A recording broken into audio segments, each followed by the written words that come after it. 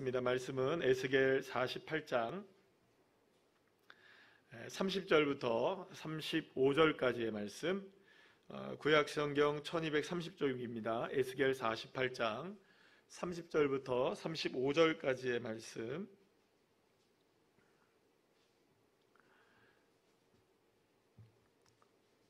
우리 찾으신 줄 알고 한 목소리로 함께 합독하시겠습니다. 그 성읍의 출입구는 이러하니라. 북쪽의 너비가 4500척이라. 그 성읍의 문들은 이스라엘 지파들의 이름을 따를 것인데, 북쪽으로 문이 셋이라. 하나는 르우벤 문이요, 하나는 유다 문이요, 하나는 레위 문이며, 동쪽의 너비는 4500척이니 또한 문이 셋이라. 하나는 요셉 문이며 하나는 베냐민 문이요, 하나는 단 문이며, 남쪽의 너비는 4500척이니 또한 문이 셋이라. 하나는 시므온 문이요, 하나는 이사갈 문이요, 하나는 스불론 문이며, 서쪽도 4500척이니 또한 문이 셋이라. 하나는 간 문이요, 하나는 아셀 문이요, 하나는 납달리 문이며, 그 사방의 합계는 18,000척이라. 그날 후로는 그 성읍의 이름을 여호와 삼마라 하리라. 아멘. 할렐루야. 옆에 있는 분들과 인사 나누겠습니다. 반갑습니다. 예, 감사합니다. 지난주 우리 금요일 날에는 청년의 우리 수련회 때문에 우리 만나 뵙지 못했고요. 또 오늘 이렇게 은혜 가운데 금요일 밤에 함께 예배할 수 있어서 감사드립니다. 또 코로나 또 회복되셔서 나오신 분들도 계시고 고생 많으셨습니다. 그래서 또 이렇게 건강한 모습으로 뵙게 돼서 또한 감사합니다. 자, 오늘은 에스겔 48장 30절에서 35절까지의 말씀으로 여호와 삼마라는 제목으로 함께 은혜를 나누도록 하겠습니다. 에스겔서의 마지막 부분에 이르게 되면 이제 하나님께서 거룩한 이스라엘을 다시금 새롭게 회복시키겠다는 약속의 말씀을 하고 계시는 것을 보게 되는데요. 이제 장차 회복될 새 땅, 새 이스라엘이 어떻게 이제 구성이 되어지고 어떤 모습이 되어질 것인가라는 그런 모습을 에스겔서의 마지막 장에 이렇게 기록하고 있는 것을 보게 됩니다. 특별히 하나님의 언약이 이루어지게 되는 그 언약, 완전히 새롭게 되는 그 언약이 새롭게 이루어지게 될 때에 이스라엘의 12지파의 모습은 어떻게 될 것인가, 이런 모습들이 이제 기록이 되는 것을 보게 돼요. 자, 그리고 그 모든 모습들이 이렇게 쭉 보게 될 때 오늘의 본문만 제가 읽은 거고요. 원래는 전체적으로 원래는 48장을 다 읽으셔야 되는데 시간 관계상 오늘 그 중요한 부분만 우리가 함께 읽은 것이고요. 그러니까 이 하나님께서 새롭게 회복하게 하실 이 거룩한 땅을 보게 되면 사방으로 모든 지파들을 이렇게 분배를 하게 됩니다. 마치 그 에스겔자의 마지막 장에 딱 보게 되면 이게 마치 이스라엘 백성들을 향한 이 가나안 땅을 다시금 이렇게 이렇게 땅들을 재분배하는 것 같은, 그러니까 분배를 해요. 이 땅을 전체적으로 이렇게 분배를 하게 되는데, 이게 이제 이 분배되는 과정들이 예전에 처음 분배했을 때가 언제 분배가 일어났었죠? 이스라엘 백성들이 가나안을 점령하고 나서 그때 이제 여호수아를 통하여서 각각의 지파들이 그들이 살아야 될 장소들을 다 이렇게 제비를 뽑아가지고 이렇게 분배를 했죠. 기억나십니까? 다 알고 계시죠? 그래서 이제 그때는 제비를 뽑아서 이렇게 구역을 정했어요. 그래서 어떤 지파는 좀 비옥한 땅을 얻기도 했고, 또 어떤 지파는 땅이 넓기도 했고요. 그런데 어떤 지파는 어디만 얻었습니까? 막 산지 같은 데만 얻잖아요. 그래서 하나님이 이제 좀 불만이 있었던 그런 지파들은 여호수아에게 좀 불만스러운 것을 보이니까 하나님이 뭐라고 말씀하십니까? 스스로 혹시 기억하시나 모르겠어요. 개척하라 이렇게 얘기해요. 산지라도 개척하라 막 이렇게 얘기해요. 그때부터 개척의 역사가 시작됐다는 거. 그러니까 그렇게 이제 그 산을 개척해서라도 그 땅을 누구의 땅으로 만들어라? 하나님의 땅으로 만들어라, 이렇게 이제 하나님이 그렇게 하신 것이죠. 자, 그런데 오늘 이 본문을 포함해서 이제 47장이나 혹은 48장에 나오는 이 본문의 내용을 이렇게 읽어보게 되면은 새 땅을 이제 분배하는 과정들이 나오는데, 이 분배하는 과정이 여호수아가 이제 가나안 땅을 이스라엘 12지파에게 분배하는 과정과는 사뭇 다르게 진행이 되는 것을 보게 됩니다. 그러면 무엇이 다르냐? 가장 큰 다른 점은 뭐냐면 여호수아 때는 말씀드린 대로 제비를 뽑아서 땅이 넓기도 하고 크기도 하고 막 이렇게 서로가 막 달랐어요. 그리고 또 요단 동편 땅도 그들에게 주어진 땅이 있기도 했습니다. 그런데 이번 에스겔의 이 모든 모습들을 보게 되면 요단 서편 지역에 다 치중돼 있어요. 요단 동편은 아예 가지도 않고요. 요단 서편 지역만 있고, 게다가 지형적인 차이점이나 무슨 뭐 여러 가지 그 각 지파들마다 크고 작은 지파들이 있을 거 아니에요. 가장 큰 지파가 어느 지파입니까? 유다 지파 같이 가장 큰 지파들이 있는 반면 이 작은 지파도 있단 말이에요. 그러면 여러분, 넓은 지파들은 인구가 많고 좀 유력한 지파들은 좀 좋은 땅을 얻게 되고, 또 좀 약하고 또 인구도 작으면 좀 작은 땅을 얻어도 되지 않겠어요? 그런데 하나님이 그런 거 다 고려하지 않습니다. 땅도 고려하지 않고 오직 모든 지파들을 전부 다 똑같이 12등분을 해버려요. 그리고 사방으로 이렇게 3개씩 이렇게 해가지고 3, 4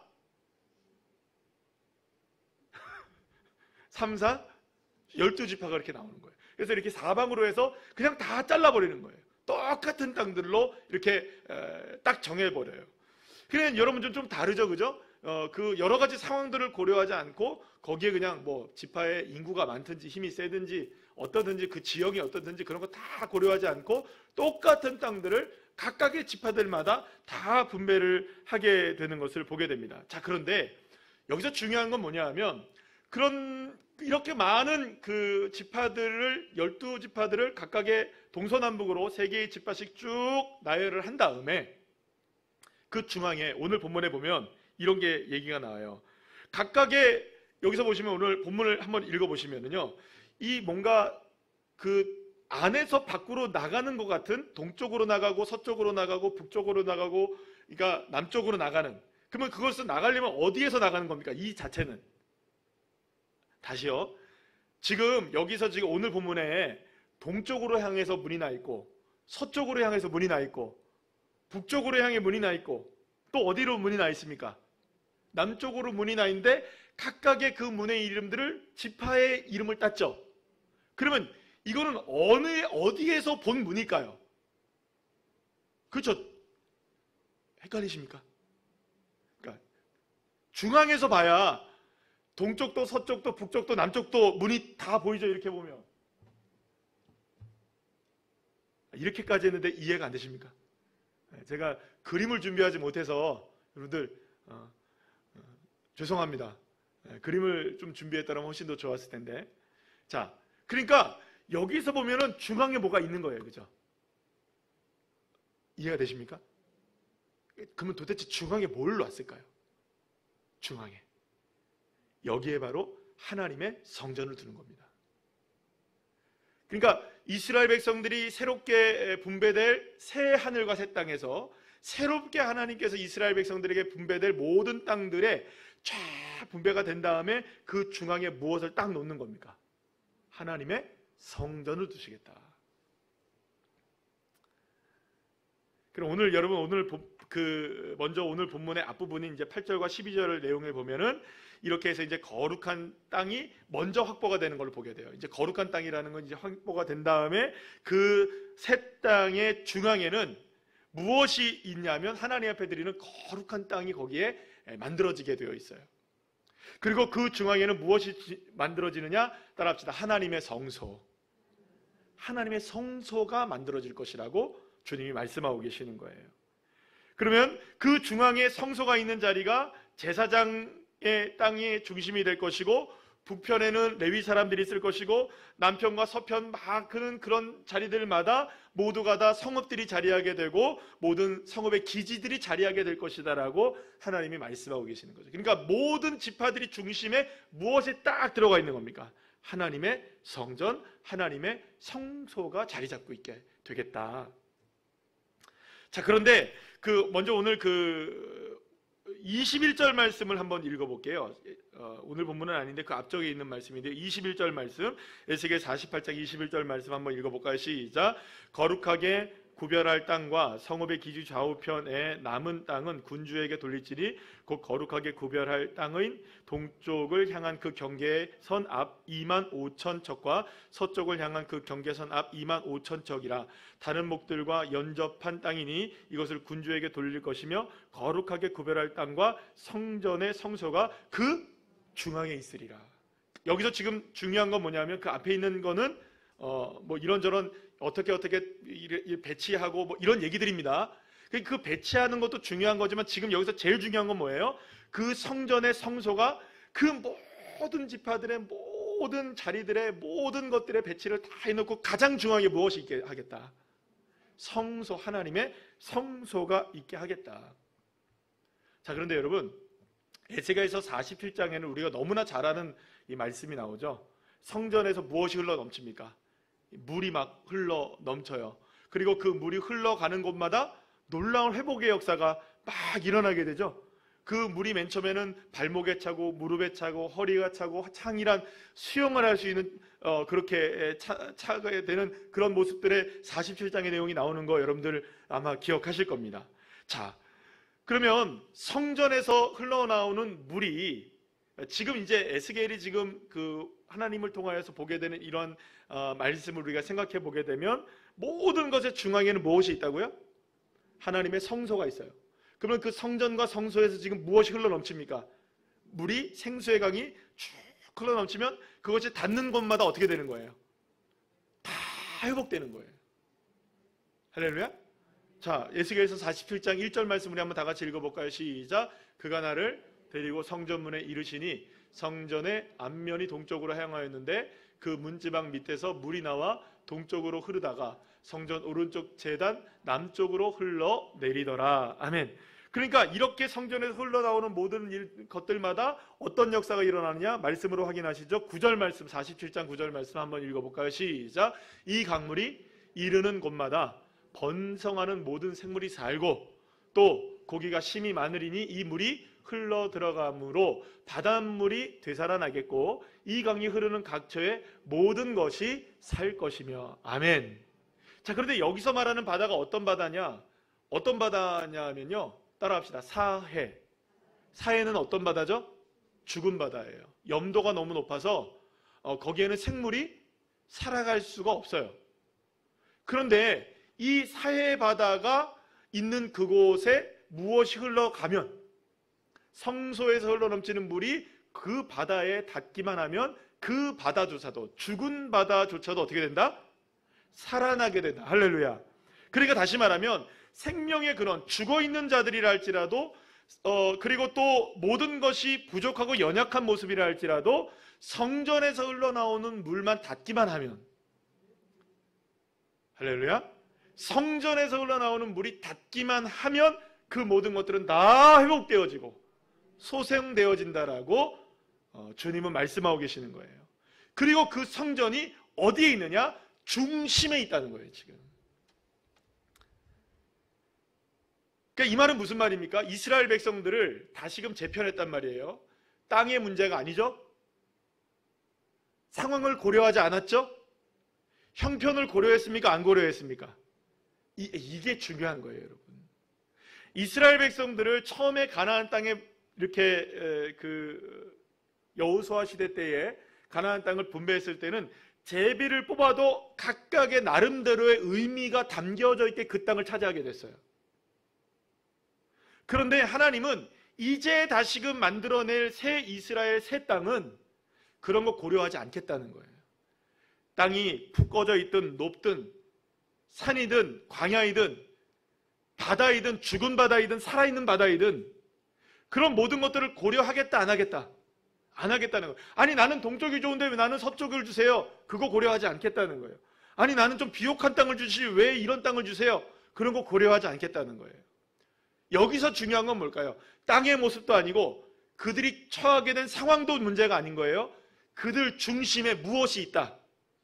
하나님의 성소가 자리 잡고 있다. 이것이 중요하다는 것이죠. 그런데 여러분, 이렇게 지금 보게 되면 이스라엘의 모든 모습들이 이렇게 사방으로 딱 정렬이 되어 있고 그리고 그 중앙에 성소가 있는 이 새로운 이스라엘을 만들어내시겠다고 하시는 이 하나님의 에스겔서의 말씀은 그런데 어디서 많이 본 느낌이 있어요. 어디서 한번 우리가 봤는데 언제 이런 그 모습들이 이스라엘 역사상 이루어졌냐면 이미 이루어졌던 일이었던 거예요. 혹시 언젠지 이렇게 감을 잡으실 수 있으시겠습니까? 이런 모습들이 이루어졌던 이스라엘 역사가 있었어요. 이게 바로 이스라엘 백성들이 출애굽하여서 광야의 생활을 40년 동안 할 동안에 하나님이 성막을 중심으로 하여서 이스라엘 백성들을 사방으로 3개의 지파씩을 놓고 그렇게 이동하게 하셨어요. 혹시 기억하십니까? 혹시 기억이 나십니까? 너무 배우신 지 오래가 돼서 주구장창 얘기를 드려도 제가 이렇게 해서 여러분들이 까먹은 거에 은혜를 받습니다. 가르칠 게 아직 남아있구나. 또 가르칠 수 있구나. 그래서 물론 여러분들의 여러분들이 저한테 물어본다고 해서 저는 다 대답할 수 있는 건 아니겠죠. 그러니까 아마도 이렇게 다시금 얘기할 수 있어서 천만 다행이라 아래오. 그러니까 그 이스라엘 백성들이 출애굽을 해서 광야에 살 때 하나님이 성막을 만드신 이후에 이스라엘 백성들을 지인 영을 짜십니다. 그래서 동서남북으로 각각의 사방에 3개의 지파씩을 동일하게 놓고 그 중앙에 무엇을 놓냐 하면 성막을 놔요. 그래서 이스라엘 백성들이 이동할 때도 성막을 든 제사장들이 이동을 하게 되고 멈춰서서도 고우다로 탁 멈춰가지고 거기다 성막을 딱 짓고 거기에 멈췄다가 또 구름기둥과 불기둥이 움직이면 이스라엘 백성들을 움직였다가 불기둥과 구름기둥이 멈추면 거기서 멈춰서서 성막을 다시 펴고 거기서 장막을 치고 살아가는 거예요. 그렇게 해서 이스라엘 백성들은 언제나 그 광야에서 누구 중심으로 살았던 겁니까? 성막 중심으로 살았어요. 그러면 성막 중심으로 살았다는 건 누구 중심으로 살았다는 걸까요? 하나님 중심으로 살았다는 거죠. 비록 광야였지만 먹을 거 없었잖아요. 물 없었잖아요. 얼마나 뜨거운 햇빛에 여러분들 그 이스라엘 백성들이 어마어마하게 어려움을 당했겠어요. 늘 언제나 생각을 합니다.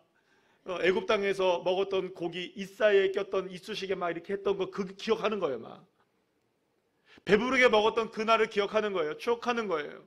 그러면서 왜 우리들이 여기 와 있지? 그러면서도 때로는 죄를 짓기도 하고 때로는 엎어지기도 하고 때로는 잘못하기도 하고 때로는 여러분 음탕한 죄에 빠지기도 하고 때로는 하나님을 원망하기도 하고 모세를 원망하기도 하고 그러면서 깨지고 낮아지고 깨지고 낮아지고 깨지고 낮아지고 하는 수많은 여정을 거치면서 40년 동안 그래도 그 대열 흐트러지지 않고 누구 중심으로 살았던 겁니까? 하나님 중심으로 살아냈던 거예요. 몇 년을. 어디서? 광야에서. 사랑하는 여러분, 광야라 할지라도 이스라엘 백성들은 하나님을 중심으로 얻었을 때 의복이 닳지 않았고 신발이 닳지 않았고 낮에는 구름기둥과 불기둥으로 인도함을 받았고 만나와 메추라기를 통하여 줄이지 않게 하시고 반석에서 물이 터지게 하시는. 그래서 여러분 이스라엘이라는 말만 들어도 가나안 사람들이 벌벌 떨 정도로 누구를 만들어내신 겁니까? 40년 동안 광야에서 이스라엘 백성들을 훈련시키고 단련시켰던 거예요. 그러면 이스라엘 백성들이 광야에서 훈련받은 건 뭘까요? 누구를 중심으로 두면 하나님을 중심으로 두면 이긴다. 하나님을 중심으로 두면 승리한다. 하나님을 중심으로 두면 두려울 것이 없다. 할렐루야. 이거 경험하게 된 거 아니에요? 그렇다면 여러분, 하나님이 원하시는 이스라엘 백성들은 무엇이었을까요? 비록 광야의 척박한 삶이기는 했지만 말씀드린 대로 때로는 이스라엘 백성들이 문제도 많고 어려움도 많고 원망도 불평도 많이 쏟아냈지만 그래도 언제나 그들은 대열을 잃지 않았던 거예요. 그래도 언제나 그들은 대열을 지켰던 거예요. 누구 중심으로? 하나님 중심으로. 이스라엘 백성들에게 기본은 무엇입니까? 광야라 할지라도 하나님이 중심이 되어주시면 할렐루야 이겨낼 수 있다. 사실 이게 바로요 여러분 하나님이 원하시는 저와 여러분 그리고 모든 그리스도인들과 사실 이 땅에 살아가는 모든 사람들에게 원하시는 하나님과 저와 여러분의 관계라고 볼 수가 있는 거예요. 여러분, 우리가 그 성전을 우리가 생각해 보면 성전은 여러 가지 성전들이 있습니다. 솔로몬이 지었던 최초의 성전이 있고, 무너져서 다시 지었던 재건된 성전이 있고요. 그 다음에 또 어느 성전이 있습니까? 보통 우리가 신약 시대의 성전을 얘기할 때 그 성전은 헤롯 성전이라고 얘기합니다. 따라합시다. 헤롯 성전. 그러면 이 세 개의 성전 중에서 가장 화려했던 성전은 어떤 성전일까요? 솔제헷?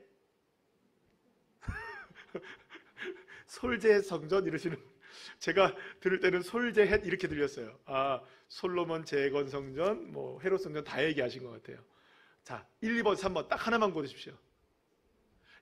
이거 이번 주에 있을 저기 이거 성경 퀴즈 때 나올지도 몰라요.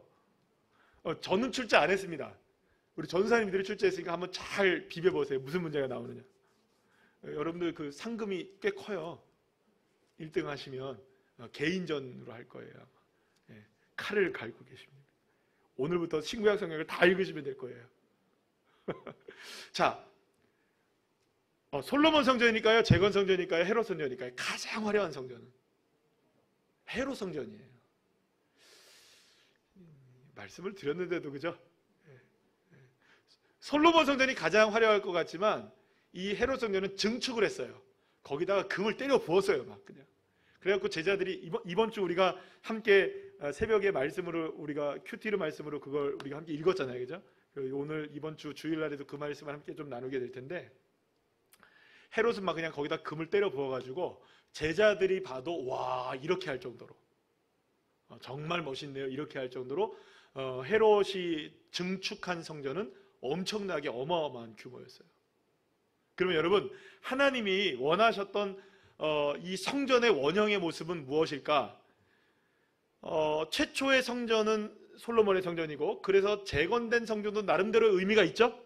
그리고 어쩌면 헤롯 성전도 나름대로 의미는 있습니다. 왜냐하면 가장 화려했던 성전이니까. 그런데 하나님이 가장 기뻐하시고 다시금 우리 가운데 회복하기를 원하시는 성전의 모습을 주님이 말씀하실 때 그 성전의 모습은 전혀 다른 성전의 모습이에요. 사도행전 15장 16절 말씀을 다 같이 한번 읽어볼까요? 시작. 이후에 내가 돌아와서 다윗의 무너진 장막을 다시 지으며 또 그 허물어진 것을 다시 지어 일으키리니. 아멘. 아모스 선지자의 이 말씀으로 사도 바울이 이야기하는 말씀입니다. 이게 뭐냐? 하나님이 우리에게 다시금 성전을 회복시키시기를 원하시는데 그 성전의 회복은 어떤 성전의 모습이어야 하느냐라는 것을 정확하게 주님이 말씀해 주신 거예요. 그게 따라합시다. 다윗의 장막. 자, 그러면 하나만 더 얘기하면 성전이라고 얘기할 때 성전은 아니지만 성전이라고 얘기할 수 있는 원형이 결국엔 5가지 정도가 있어요. 첫 번째는 뭐냐면 그 성전이 있기 전에 방금 말씀드린 대로 광야에서 있었던 성막이 있고요.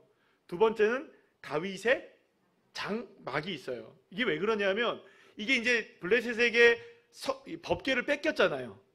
그 뺏긴 법궤를 가지고 왔잖아요. 근데 가지고 오는 순간에 처음에는 실패를 했었죠. 그러고 나서 두 번째 그것을 갖고 왔을 때 하나님의 법궤를 다윗의 성에다 놓고 그 다윗의 뜰 앞에다가 천막을 쳐놔서 그거를 그냥 놨던 거예요. 말하자면 어떻게 보면은 성막은 무엇이 존재합니까? 성전들도 다 지성소가 존재를 해요. 그래서 성막도 그렇고 솔로몬 지금 말한 대로 솔제헷 성전들, 이 모든 것들은 전부 다 성막이 있어요. 이게 지성소가 있어요. 그래서 지성소로 들어가면 무엇을 지나 들어가야 되는 거예요? 휘장을 지나서 들어가야 돼요. 그런데 유일하게 휘장이 쳐져 있지 않고 성소가 구분되지 않은 성전이 있는데 그게 바로 다윗의 장막이었어요. 마치 다윗의 마당에 방치된 것 같은. 그래서 그냥 천막만 하나 쳐져 있고 거기에 덩그러니 무엇이 놔져 있는 겁니까? 언약궤가 놔져 있는 모습이었던 거예요. 자, 그런데 하나님이 다시금 꿈꾸시고 회복시키시기를 원하시는 이 성전의 모습을 무엇이라고 주님이 말씀하셨느냐? 다윗의 장막이라고 얘기하셨다는 거예요. 그러면 여러분, 왜 그러면 화려한 성전도 아니고 최초의 성전도 아니고 그보다 더 모세의 이 성막도 아닌, 왜 갑자기 다윗의 장막을 주님이 회복시키시고 일으키시겠다고 말씀하시는 걸까요? 그러면 왜 도대체 하나님은 다윗의 장막이 무너졌다고 또 얘기하시는 것일까? 이유가 단 하나인 거예요. 하나님은 다윗과 다윗의 장막을 통해 그 어떤 방해도 없이, 어떤 가림막도 없이, 어떤 휘장도 없이 하나님과 다윗이 함께 있는 시간을 그 다윗의 장막을 통해서 경험하게 하셨던 거예요. 그러나 구약시대의 그 어떤 성막도, 그리고 성전들도, 신약의 헤롯 성전도 모두가 다 말씀드린 대로 다 무엇이 존재했습니까? 지성소라는 것이 존재해서 아무나 함부로 들어갈 수 있나요, 없나요? 1년에 딱 한 번, 딱 한 사람, 대제사장만 들어가는데 거기에 들어갔다가 죄가 있으면 죽어요. 그래서 발에다가 뭘 묶습니까? 방울을 묶어놓고 끈을 묶어놓고 소리가 안 들리면 끄집어내야 되는 거예요. 아, 죽었구나. 살아나오면 감사합니다는 거고요. 아무나 들어갈 수가 없었던 것이죠. 그러면 여러분, 그런 성전과 그런 성막에 비하면 다윗의 장막은 너무나 초라했지만 하나님이 기뻐하시는 성전의 모습이 바로 그 모습이었던 거예요. 사랑하는 여러분, 하나님은 이 성전을 통해서 우리에게 원하시는 게 뭐냐? 저와 여러분과 함께 하시기를 원하십니다. 그래서 여러분, 예수님이 십자가에 못 박혀 죽으셨을 때 가장 먼저 일어나는 현상이 뭐였죠? 성전의 휘장이 찢어졌어요, 아래 위로. 더 이상 성전은 필요하다는 걸까요? 안 한다는 걸까요? 필요 없다는 거예요. 이 말은 무슨 말입니까? 이제 하나님께서 만들어내실 새 하늘과 새 땅이 이루어지는 새 이스라엘, 이제는 무엇으로 만들어내겠다? 내가 너희들과 함께 하기를 원한다. 내가 너희의 중심이 되기를 원하고, 하나님이 늘 동행하는 이스라엘 백성이 되게 하기를 원하고, 그렇게 새로운 이스라엘을 만드시기 위해서 새 땅들을 다 분배하고 사방으로 누구를 향해서 올 수 있는 문을 만들겠다. 하나님의 성소로 들어올 수 있는 문들을 만들겠다. 각각의 지파들마다 문만 열면 누구에게로 갈 수 있는 겁니까? 하나님의 성소로 향해 들어갈 수 있는 거예요. 문만 열면 주님을 만날 수 있는 거예요. 사랑하는 여러분, 이게 바로 주님이 원하셨던 저와 여러분의, 그리고 새로운 이스라엘의 모습임을 믿으시길 바랍니다. 그러면 여러분, 이건 무슨 말일까요? 우리의 삶의 중심은 무엇이 되어야 한다? 하나님이 되어야 한다. 우리의 삶의 중심에는 늘 언제나 누가 계셔야 한다? 여호와 하나님이 중심이 되어야 한다. 그렇게 되면 어떤 삶이든 내 삶 속에 계신 주 여호와 하나님의 은혜의 강물이 흘러 넘쳐 나의 삶을 바꾸고, 우리의 가족들을 바꾸고, 우리의 가문을 바꾸고, 여러분들의 이웃을 바꾸고, 우리 교회가 바꿔지고, 할렐루야, 누구로부터 시작된다? 나로부터 시작되는 것입니다. 자, 오늘 그래서 보면 오늘 35절 마지막 말씀을 함께 읽어볼까요? 시작. 그 사방의 합계는 18,000척이라 그날 후로는 그 성읍들의 이름을 여호와 삼마라 하리라. 아멘.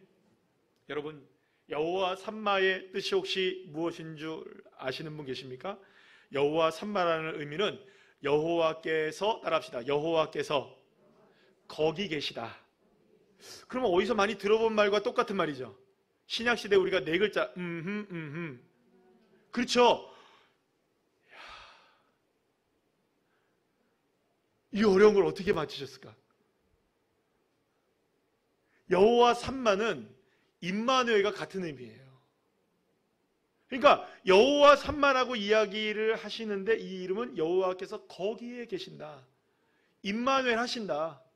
내가 너희와 함께한다. 자, 그런데 여기서 그림을 다시 한번 여러분 상상해서 그려보세요. 성소는 안에 있어요, 그죠? 그러면 성읍들은 어디에 있어요? 자, 성읍들은 어디에 있어요? 여기 있죠? 자, 이게 성소예요. 그러면 여기 북쪽, 남쪽, 동쪽, 서쪽, 그죠? 이렇게 있단 말이에요. 성소는 여기 있지만 성읍들은 여기 있죠.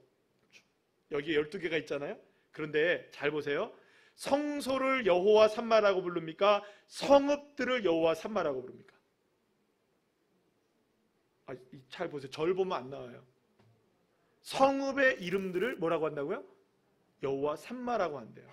아니, 성소는 여호와 삼마가 맞죠? 왜요? 거기에 누가 계시니까. 하나님이 계시니까. 그러면 여러분 보세요. 이스라엘 이게 에스겔서잖아요. 그러면 신약입니까? 구약입니까? 구약이에요. 구약의 개념도 그렇고 아직까지 신약 시대도 마찬가지로 하나님은 어디에만 계신다고 생각했을까요? 성소에만 계신다고 생각했단 말이에요. 그런데 놀랍게도 하나님이 에스겔 선지자에게 마지막으로 말씀하시는 건 뭐냐 하면 내가 만들어낼 새로운 이스라엘은 그런 이스라엘이 아니다. 성소는 중앙에 있긴 하지만 그 중앙에서 흘러나오는 하나님의 그 영의 물들이, 영들이 하나님의 은혜의 강물이 흘러넘치기만 하면, 문을 열어놓기만 하면 그 은혜의 강물이 흘러 넘쳐 각각의 문을 통해 각각의 지파에 임하게 될 것이고, 그리고 그 성읍들 하나하나의 성읍들의 이름들이, 원래는 이름들이 다 있었습니까? 없었습니까? 여러분들 다 보세요. 원래는 있었습니까? 없었습니까? 있어요. 이사갈 지파, 스불론, 뭐 어디 지파 다 있어요. 그런데 그 성읍들을 마카, 뭐라고 부릅니까? 여호와 삼마라고 부르겠다. 여호와 삼마라고 부르겠다. 내가 무슨 말인지 아시겠어요? 이제 그곳에 누가 임재하고 계신다. 하나님이 임재하고 계신다. 비록 척박한 땅에 살고 어떤 사람은 낮은 곳, 어떤 사람은 높은 곳, 어떤 사람은 더운 곳, 어떤 사람은 추운 곳에 살아도, 어떤 사람은 크기가 작고 어떤 사람은 큰 등치로 살아도, 이런 모든 것들과 상관없이 여호와 하나님을 향하여 문만 열어놓으면 얼마든지 그곳이 이제는 무엇이 된다? 내가 함께하는 여호와 하나님이 임마누엘 하시는 여호와 삼마의 도성이 되어진다. 사랑하는 여러분, 하나님이 우리에게 가장 원하시는 것이 뭘까요? 그러면 이 모습을 통해서 주님과 저와 여러분에게 원하시는 것이 뭘까요? 딱 하나입니다. 모든 것을 하나님 중심으로 살아라. 모든 것을. 비록 오늘의 삶이 어렵고 힘들고 때로는 지치기도 하고 때로는 원하는 대로 이루어지지 않고 때로는 우리의 생각대로 모든 것들이 다 되지 않는다 할지라도, 그렇잖아요 여러분. 갑자기 어떤 일이 생기잖아요. 갑자기 어떤 문제들이 생기잖아요. 우리가 어떻게 그거를 감당할 수 있겠습니까? 뭐 여긴 좋은 일도 있고요, 그죠? 또 때로는 어려운 일도 포함이 되어 있고요. 희로애락이 우리에게 다가올 때 그거 사실 우리가 감당하기 힘들잖아요. 그러나 중요한 게 있습니다. 내가 주님을 향해 내 마음의 문을 열고 내 마음 속에 주님이 중심이 되어지기만 하면 얼마든지 내 삶이 비록 척박하다 할지라도 그것은 여호와 하나님이 임재하여 계시는 여호와 삼마의 도성이 되어지고 하나님의 역사가 일어나게 된다. 죽은 바다가 살아나게 되고 이 갯벌들이 하나님의 은혜 가운데 정말로 맑은 물로 소생되어지게 되고 죽은 나무들이 약재로려 쓰이게 되는 하나님의 역사가 일어나게 된다. 믿으십니까? 그러니까 주님이 원하시는 건 딱 하나인 거예요. 다윗의 장막인 거예요. 주님을 중심에 두고. 그래서 여러분, 모든 삶을 해석할 때 신앙이라는 건 이겁니다. 신앙이라는 건 모든 삶을 해석할 때 예수로 해석을 하고 모든 삶을 태도를 대할 때 하나님의 은혜의 태도로 대하고, 아 그래 주님이시지, 주님이시지, 그래 주님이 맞아. 수많은 유혹을 당하잖아요. 오늘 새벽 예배 때 우리가 또 말씀을 통해서 또 큐티를 통해서 우리가 묵상하잖아요. 얼마나 많은 사람들이 우리에게 유혹을 하고 얼마나 많은 사람들이 우리에게 다가와서 미혹을 하는 시대로 살아갑니까? 그러나 여러분, 사람의 말 믿을 거 없고요, 누구 하는 얘기 들을 필요 없이 우리는 누구만 바라보면 됩니까? 내 안에 계신 마음의 문을 열고 주님을 향하여서 나아가기만 하시면 주님께서 저와 여러분을 여호와 삼마로 삼아주시는 놀라운 회복을 허락해 주실 줄로 믿습니다.